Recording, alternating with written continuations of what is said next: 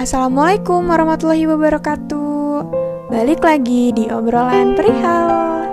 Kali ini aku mau melanjutkan membaca novel Jejak Kenangan. Siapa nih di sini yang udah baca episode 1 sama 2-nya? Nah, sekarang aku bakal melanjutkan episode 3. Jadi, tanpa berlama-lama, aku langsung aja ke episode 3. Dia lagi. Jadi, langsung aja ke ceritanya.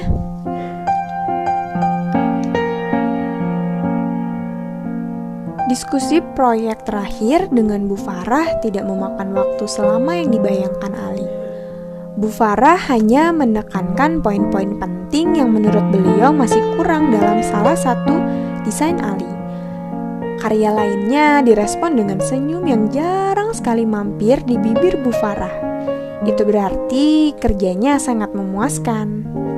Semua hasil karyamu ini sangat bagus, Alicia. Tuh, betul kan? Saya puas dengan semua rancanganmu. Seperti biasa, Bu Farah menekankan dua kata terakhir dengan intonasi kuat. Ali mengangguk senang sambil mengucap syukur dalam hati. Dan seperti yang pernah saya katakan, semua desain ini akan saya kirim langsung ke Howard Street Amsoft Building. Lanjut beliau tegas. Langsung ke meja Mr. Walker. Saya optimis Mr. Walker menyukai desainmu. Tapi itu nomor 2. Itu bisa menanti. Sekarang tahap berikutnya. Hening. Ali tahu keheningan itu terjadi semata-mata karena Bu Farah bingung harus memulai dari mana. Sama sekali bukan sengaja dilakukan Bu Farah untuk memancing rasa penasaran Ali. Ya Bu, tanya Ali hati-hati. Kita akan bicara tentang proyek kamu berikutnya. Begini Alicia, proyek yang akan saya serahkan ke kamu bukan proyek sulit. Bahkan Bu Farah menggeleng pelan ketika melihat ekspresi Ali yang tampak bingung. Saya yakin dengan kompetensi dan kapabilitas yang kamu miliki, mengerjakan proyek ini sama mudahnya, seperti membalikkan telapak tangan. Ali menatap bengong, tak mengerti. Apa artinya kalau begitu? Apakah kemampuannya dinilai begitu rendah, sampai mereka tidak mempercayakan proyek-proyek besar untuk dia tangani lagi? Atau apa? Prestasimu sama sekali tidak menurun. Lagi-lagi Bu Farah tersenyum lembut seakan berusaha menenteramkan kegundahan hati Ali. Begini, kamu pernah dengar nama Bapak Joseph Wibrata, bukan? Partner sekaligus orang kepercayaan Mr. Bill Walker di Jakarta. Anggota Dewan Komisaris Independent Amsoft Corporation. Salah satu sosialit penting di Indonesia, pemilik Wibrata Enterprise. Yang ini mungkin belum kamu dengar. Setengah tahun lagi, putri beliau akan menikah. Tambah Bu Farah hati-hati. Ali tertegun, mengangguk lagi. Oke, dia bukan orang bodoh. Sedikit banyak ia tahu kemana arah pembicaraan ini. Bapak Joseph Wibrata menginginkan hanya yang terbaik. Dan Mr. Bill Walker sudah mewanti-wanti saya bahwa siapapun person in charge yang saya tunjuk untuk mendesain kartu pernikahan putri beliau harus bisa melakukan tugasnya dengan amat sangat sempurna. Dan saya memilih kamu. Bu Farah menatap Ali lurus-lurus, tepat di matanya. Kamu boleh menolak tugas ini jika merasa tugas ini tidak sebanding dengan kapabilitas yang kamu miliki. Tapi, saya sarankan kamu mengambilnya. Ali terdiam, otaknya bekerja keras. Bu Farah benar, tugas ini sangat mudah, sekedar mendesain kartu pernikahan. Tak peduli siapa yang menikah, anak presiden sekalipun, bisa dibilang seperti meremehkan kemampuan Ali. Tapi, jika dengan jalan ini Mr. Walker bisa melihat kapabilitas yang Ali miliki, perkaranya jadi lain. Kalau Bapak Joseph puas, Mr. Walker pasti akan mencari tahu siapa person in charge dalam proyek ini. Lagi-lagi Bu Farah seperti biasa menebak pikiran Ali. Dan jika beliau senang dengan prestasimu, yang salah satunya diperlihatkan lewat proyek additional card ini, Bu Farah mengangguk pada rancangan kartu yang sudah Ali buat yang kini bertebaran di atas meja besarnya. Maka saya optimis, peluangmu untuk ditransfer ke Amerika Serikat akan terbentang lebar. Kalau saya tidak salah, itu yang kamu tulis dalam formulir ekspektasi karir, bukan? Nah, ini cara untuk mempromosikan dirimu, Alicia. Ini langkah yang baik. Seketika itu juga Ali tahu apa yang harus ia lakukan. Saya terima tugas ini, Bu, ucapnya tegas. Bu Farah tersenyum senang. Bagus, Alicia. Saya tahu saya bisa mengandalkan kamu. Tentu, Bu. Dan saya yakin begitu kamu mencurahkan perhatian pada tugas yang jadi tanggung jawabmu ini, kamu akan mengerjakannya sampai selesai. Dengan sempurna, tentu saja. Tidak perlu saya tambahkan. Saya coba, Bu. Ali mengangguk rendah hati. Satu hal lagi, Alicia. Putri Bapak Joseph Wibrata bukan orang yang mudah dipuaskan. Bu Farah melanjutkan dengan tenang. Saya pernah bertemu dengannya sekali. Cukup banyak syarat yang diajukan. Jadi, harus saya peringatkan yang akan diasah sama sekali bukan kemampuanmu, tapi kesabaranmu. Fair and square, paling tidak Bu Farah sudah mempersiapkan mentalnya lebih dulu. Ali mengangguk, biarpun dalam hati sama sekali tidak antusias dengan menghadapi tugas barunya ini. Ya, putra atau putri sosialit kelas atas di mana-mana sama, bukan? Setipe, satu stereotipe. Cantik, terpoles, terawat. Sayang, tidak dilengkapi otak yang sepadan. Isi kepala mereka kosong melompong, kecuali menyangkut fashion dan barang-barang bermerek. Tidak punya kemampuan selain menangis dan mengiba-ngiba meminta orang tua mereka membereskan semua kekacauan yang mereka perbuat. Note, keturunan pertama mendirikan kerajaan bisnis. Keturunan kedua membesarkan usaha tersebut. Dan keturunan ketiga sayang sekali, selalu siap menghancurkan. Ali tersenyum sinis. Ia yakin dirinya tahu maksud ke golongan mana Putri Wibrata tersebut. That's clear, Alicia. Bu Farah menatap dari balik kacamata flamesnya. Ali tahu itu berarti diskusi selesai. Yes, Ali berdiri. Teringat sesuatu, ia cepat-cepat bertanya lagi. Bu Farah, apakah meeting penting yang ibu jadwalkan pukul 2 nanti itu meeting dengan mereka? Putri Bapak Joseph maksudnya. Oh iya, saya belum beritahu kamu ya. Bu Farah melirik arlojinya. Putri Bapak Joseph ternyata berhalangan hadir, jadi kamu bertemu dulu dengan tunangannya. Dan meetingnya dimajukan. Alicia, bukan pukul 2, tapi sekarang. Silahkan ke ruang meeting depan, saya yakin Pak Ivan sudah menunggu di sana. Pak Ivan? Ivan Saputra Adijaja. Bu Farah mengangguk, menegaskan, beliau tunangan putri Bapak Joseph Wibrata. Nah, silahkan. Ucap tegas, jangan biarkan Pak Ivan terlalu lama menunggu. Meskipun tamunya itu harus menunggu sampai lumutan, terus terang, Ali tidak peduli. Tapi ia tidak mungkin bicara begitu, bukan? Karena itu ia hanya mengangguk lesu dan meraih handle pintu, bersiap menuju medan pertempuran. Satu lagi, Alicia. Ya, Bu? Semua proyekmu untuk 6 bulan ke depan sudah saya alihkan. Tapi, Bu, rasanya tidak perlu se-ekstrim ini. Sergah Alicia panik. Ia tidak sanggup mencurahkan perhatian hanya ke satu proyek sederhana ini. Ia bisa gila kalau misalnya setiap jam direcoki princess manja itu, setiap menit menelpon untuk mengubah desain gambar, atau sekedar memastikan warna yang dipilih sudah betul dan sesuai dengan nuansa gaun pengantinnya. Oh, Ali betul-betul bisa sinting. Saya bisa menghandle semua tugas yang masuk, lanjut Alisa. Membatalkan semua proyek saya bukan tindakan efisien dan efektif, bukan? Lagi pula, jika harus lembur seperti ibu ketahui, saya tidak keberatan. Dan bukan itu. Bu Farah tersenyum, setengah menyesali. Sebenarnya ia setuju 100% dengan pendapat gadis ini. Mengalihkan semua proyek yang seharusnya bisa dilakukan Alicia adalah tindakan pemborosan, apalagi pada masa krisis global seperti sekarang. Tapi sayangnya bukan itu masalahnya. Ini bukan kemauan saya, Alicia. Itu kemauan mereka. Mr. Walker sudah memberi instruksi yang jelas via email kemarin. Maaf Alisa, sama seperti kamu, saya pun harus menuruti perintah atasan.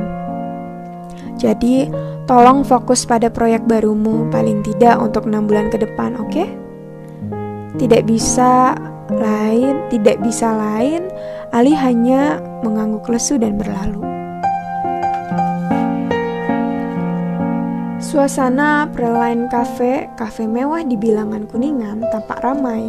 Berpuluh-puluh pasangan muda menghabiskan waktu di sana. Jika tidak datang berpasangan, mereka muncul rombongan, menghabiskan akhir pekan dengan bersenang-senang, mungkin dengan sedikit kahlua, vodka, ataupun liquor, untuk menghibur diri setelah kepenatan hari-hari kerja yang berlalu. Tequila koktail 1. Ali duduk di salah satu kursi tinggi. Di depan meja bar, ia ditemani Diana, sahabatnya sejak SMA, yang kini bekerja di majalah Beacon Upton Woman. Bartender berjas hitam yang bertugas melayani mereka mengangguk, lalu menatap Diana sopan. Dan Anda, Miss? Make itu. Bartender tersebut mengangguk lagi dan langsung meracik pesanan kedua gadis cantik yang kini duduk mengobrol dengan suara keras, berusaha mengalahkan volume lagu lawas Love and Affection-nya Daniels yang mengisi segenap ruang Praline Cafe malam ini. Ali tampak memukau dengan halter putih dan celana hitam berkilau, pakaian khusus clubbing yang selalu tersedia di jok belakang livinenya. Sedangkan Diana tampil seksi dengan sex dress hitam bermanik dengan tali spaghetti plus high heels tinggi tugu Monas. Diana begitu piawai mengenakan high heels seperti itu. Sepatu wajib yang harus ia kenakan dalam setiap kesempatan, baik itu ketika jogging di lantai kafe, mengejar artis di bandara, ataupun mengetik di laptopnya untuk menghasilkan artikel brilian. Gadis itu selalu merasa nyaman saat mengenakan high heels. Ali sama sekali tidak antipati pada hak tinggi. Menurutnya, high heel bisa jadi sangat seksi. Ia juga punya beberapa pasang yang ia kenakan untuk clubbing ataupun kerja. Namun tetap saja, kalau harus mengenakan sepatu tinggi dan berlari-lari lincah mengejar deadline, Ali memilih menyerah. Rambut ikal Ali terurai lembut sebatas dada, halus berkilau, rias wajahnya natural namun berhasil menonjolkan mata bulatnya yang ekspresif. Sementara rambut lurus Diana dengan poni yang mulai panjang disisir ke samping, ujung bulu matanya disikat ke atas, dipertebal dengan maskara, mengesankan aura misterius. Kedua gadis itu berbeda, tapi sama-sama cantik. Mereka bisa diibaratkan dua kuntum bunga dari jenis yang berlainan, namun memancarkan pesonanya masing-masing. Kini kedua gadis itu duduk santai, rileks dengan 2 gelas tinggi berisi tequila di hadapan masing-masing. Ali bukan tipe pencinta alkohol yang bisa membuat otak bekerja lebih lambat. Namun ketika clubbing yang memang diniatkan untuk melepas kepenatan otak, setelah seminggu berkutat dengan tugas, rasanya tidak salah menikmati minuman itu. Jadi, Diana berteriak keras mengalahkan hebohnya musik yang menghentak di sekitar mereka. Klien penting lo itu ternyata cowok nyebelin yang nabrok lo tadi pagi di meja depan resepsionis itu. Klise abis, Al. Gak sekalian aja tuh cowok ngajak lo ngedate terus. Ya, stop that. Ali menggeleng meringis ketika mengingat kejadian tersebut. Ivan Saputra Adijaja yang terhormat tak disangka-sangka ternyata adalah Mr. Georgios yang menabraknya tadi pagi di depan meja resepsionis benar-benar kebetulan super kan? Sejujurnya, Ali harus mengakui meeting mereka yang cukup lama tadi lama.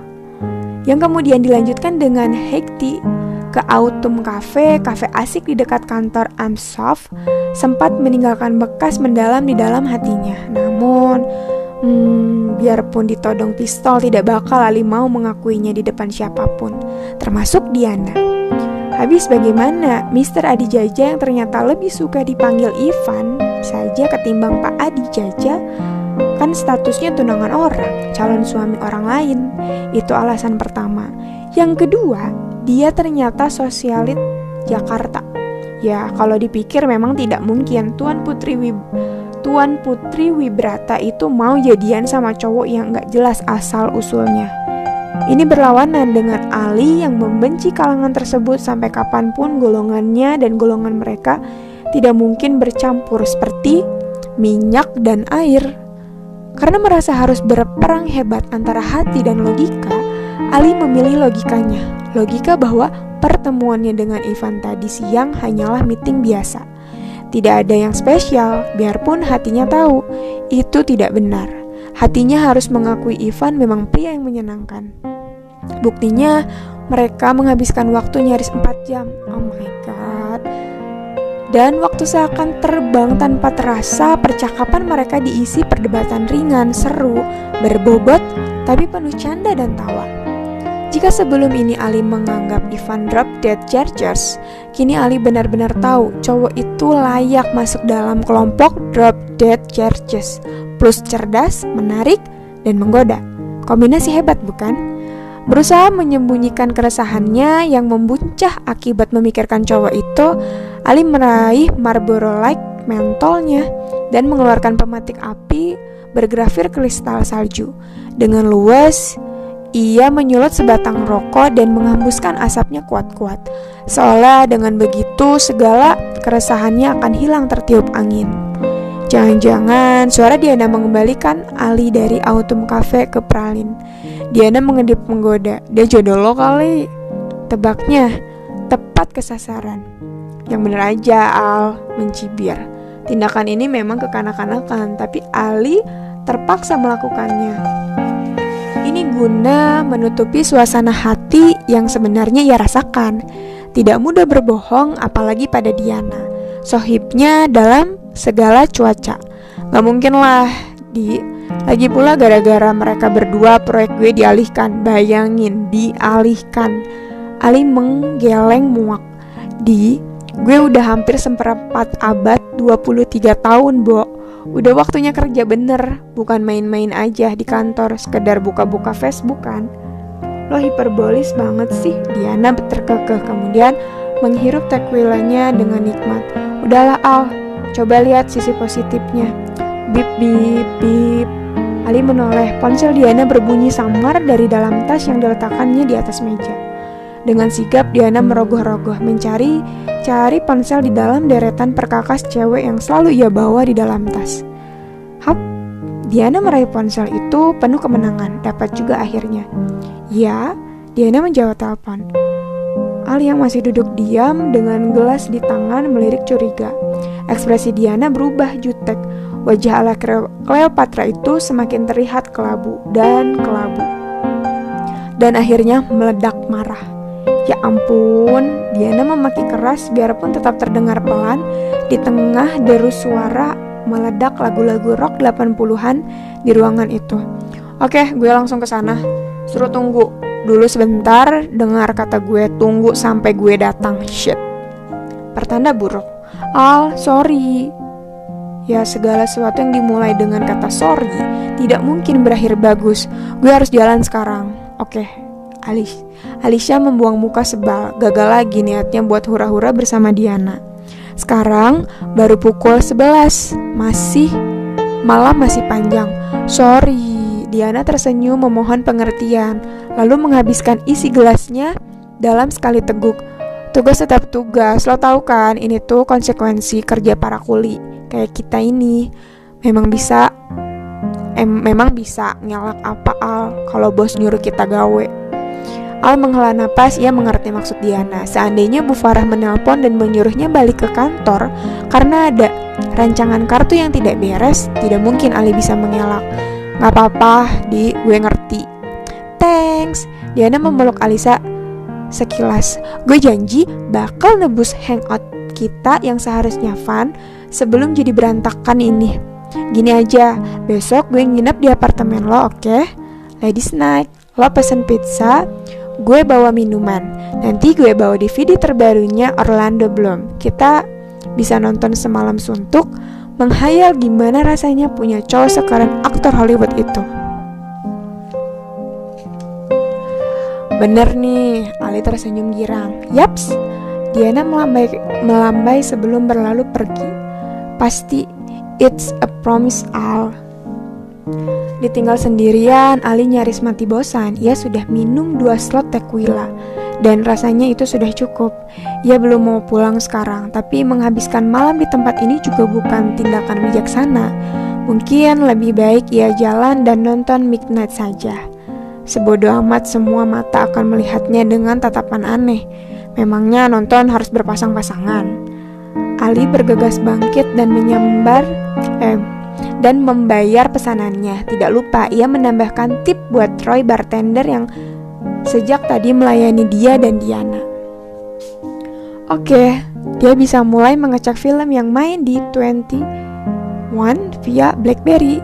Biarpun ini tidak seperti yang semula Ali rencanakan, tapi tetap saja akan menyenangkan. Bruk bruk duk.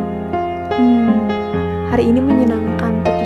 Tentu saja itu sebelum Ali memundurkan mobil dan menabrak kijang hitam berkaca gelap yang rasanya diparkir sembarangan di pelataran parkir Praline, tepat di depan Livinanya. Great, Ali marah-marah dalam hati. Bisa nyetir gak sih? Come on, dia aja yang perempuan lebih jago daripada sopir si kijang hitam ini. Namun seketika hati Ali membeku. Darahnya serasa membeku ketika ia melihat 3 cowok sangar turun dari kijang tersebut. Mereka berjalan pelan menghampiri dirinya. Otak Ali berputar keras. Ya Tuhan, apa yang harus ia lakukan? Ali bukan perempuan naif, apalagi bodoh. Tidak perlu otak jenius untuk tahu bahwa mobil yang diparkir sembarangan itu merupakan trik untuk memeras pengendara mobil yang menabraknya. Taktik itu akan semakin berhasil jika si korban ternyata wanita yang menyetir sendirian pada pukul 11:30 malam di pelataran parkir kafe yang kini lengang tanpa satu manusia pun hadir di sana. Satpam, oh iya, di mana satpam? Refleks Ali berdoa panik. Dia semakin panik ketika melihat sosok yang dicarinya tak juga tampak. Kurang ajar betul, kenapa saat dibutuhkan malah semua satpam itu menghilang tanpa jejak. Sekarang bagaimana? Tok tok tok. Kaca mobilnya diketuk keras tanpa basa-basi. Perlahan Ali menurunkan kaca jendelanya sedikit saja supaya masih terlindungi. Mbak, cowok itu tersenyum. Bukan senyum tulus, malah jelas itu senyum bajingan. Anda menabrak mobil saya. Ali menelan ludah. Ia menarik napas panjang dan memutuskan untuk melawan. Dari buku yang dibacanya, dalam situasi ini ia tidak boleh tampak takut. Menurut teori, ketakutan akan membuat diri kita semakin lemah, semakin diincar orang. Saya minta maaf, tapi Anda yang memarkir mobil sembarangan.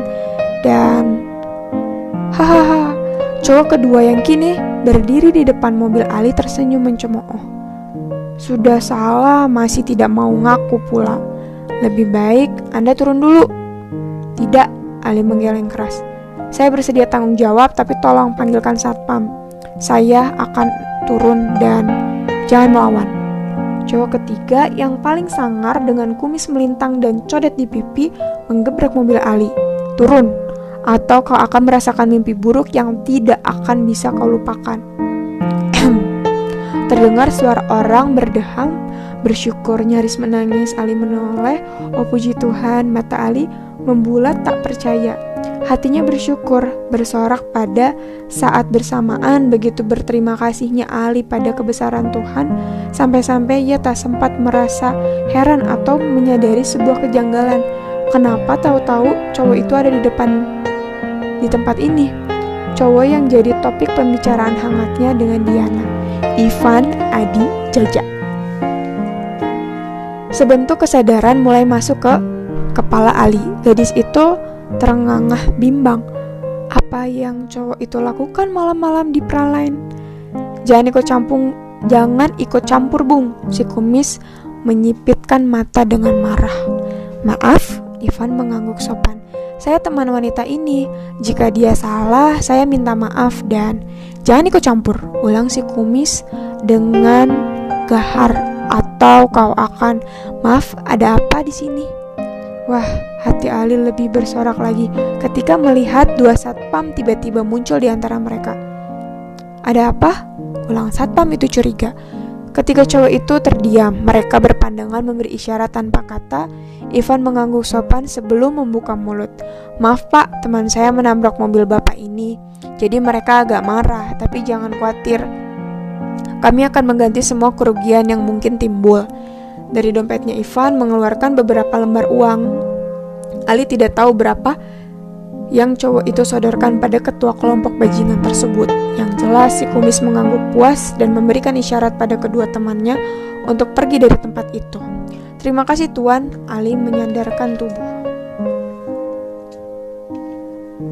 ke jok mobil terlalu lemas dan untuk bisa melakukan apapun. Terima kasih untuk bantuan, Pak. Ivan mengangguk hormat pada kedua satpam yang membuka topi mereka dan berlalu pergi dari tempat kejadian. Suasana kembali hening, kini mereka hanya berdua. Nah, itu tadi episode 3. Jadi, jangan lupa mungkin aku bakal nge-uploadnya tiap hari ya. Jadi jangan lupa untuk besok episode keempat. Jadi terus pantengin podcastnya dan jangan lupa ditonton juga di YouTube-nya. Cukup sekian. Wassalamualaikum warahmatullahi wabarakatuh. Bye.